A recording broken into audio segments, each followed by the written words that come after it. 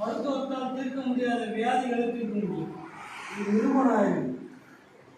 இப்போ for example சொன்னீங்கன்னா இந்த லேம்பர் ஸ்பாண்டிலோசிஸ், முதுகு தண்டுவட சம்மந்தப்பட்ட பிரச்சனைகள், மூளை சம்மந்தப்பட்ட பிரச்சனைகள், மென்டல் டிப்ரெஸ்டு, மென்டல் டிசார்டர், அப்புறம் கை கால செயலிழப்பு, இது மாதிரி விஷயங்கள்லாம் சரி பண்ணுறாங்க. அதே மாதிரி இந்த பெண்கள் சம்மந்தப்பட்ட யூட்ரஸ் ரிலேட்டட் கர்ப்பப்பை இழக்கம், அது மாதிரி விஷயங்கள்லாம் யோகாவே சரி பண்ணுறாங்க.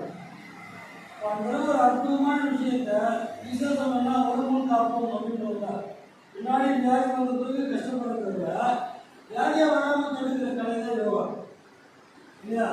அதில் நம்ம 7வது படிக்கு போகிறோம். அதாவது சொன்ன இயமும் நியமும் ஆசனை காரணை பிராணயாமம் பிரத்யாகாரம் தியானம் சமாதி.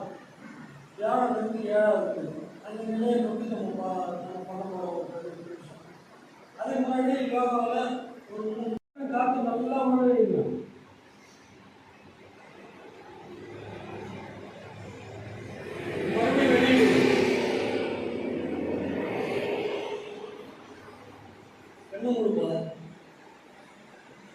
மறுபடியும் கண்களை நல்லா மூடுக. தயவு செய்து கண்களை திறக்காதீங்க. ஒரு விஷயத்தினுடைய பலனை முழுமையாக காற்றை வெளியிடுங்க.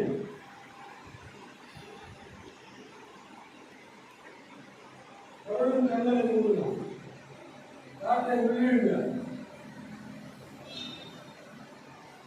இது ராசக கும்பக பூரக அப்படின்னு சொல்லுவாங்க. காற்றை உள்ளிழுத்தல், கும்பகம்னா சிறிது நேரம் அடக்கி வைத்த உள்ளுக, அப்புறம் வெளியிடுங்க.